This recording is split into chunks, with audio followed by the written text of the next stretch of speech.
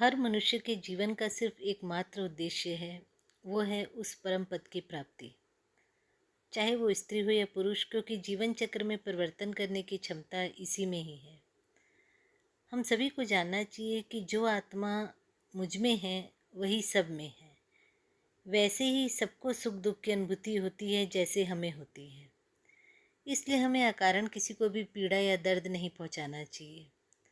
बस इसका एक कारण भले हो सकता है कभी आपको अपने प्राणों की रक्षा करनी हो, नहीं तो अगर हम किसी का शोषण करते हैं तो वो हिंसा ही है। हम सबकी आत्मा समान होते हुए भी इकाइयाँ समान नहीं हैं। जैसे सूर्य पृथ्वी नहीं है, नारी पुरुष नहीं है, बैल और सिंह सब अलग अलग हैं। ये पूरी जो सृष्टि है ये हमारी पूर्ति के लिए ही बनी है।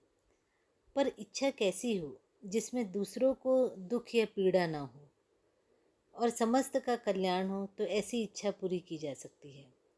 आप जानते हैं कि धन पद, चाहे महल हो, साम्राज्य हो, सब यहीं के यहीं रह जाते हैं। हमारे अपने कहने वाले रिश्तेदार ही हमें जला देते हैं या धरती पे दबा या बहा देते हैं। फिर समझ जाइए कि हम सब सिर्फ एक दूसरे को सहयोग दे रहे हैं। इसलिए अपने या अपनों के लिए लालच, लोभ, मोह और आसक्ति से बचना चाहिए।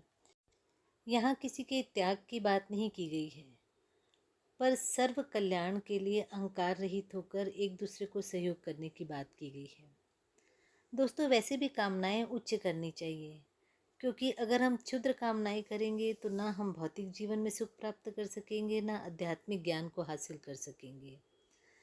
एक बात और भी है, माँ जो हमें जन्म देती है, पालन पोषण करती है, पिता जो हमें संरक्षण देता है और जो गुरु जिनसे हमें ज्ञान प्राप्त होता है, हमेशा इन्हें आदर और श्रद्धा देनी ही चाहिए।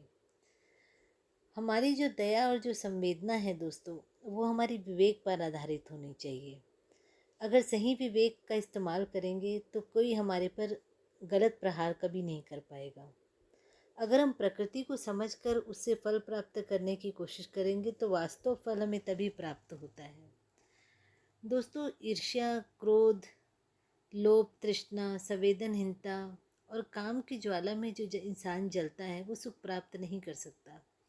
वो अपने मानसिक जगत की आग में खुद ही जलता रहता है और दूसरों को भी जलाता है।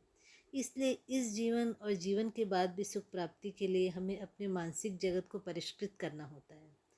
और इसके लिए दोस्तों, हमें जो नियम बताए गए हैं उन नियमों का पालन हमेशा करना ही चाहिए, क्योंकि तभी हम अपने जीवन में सुख को प्राप्त कर सकते हैं।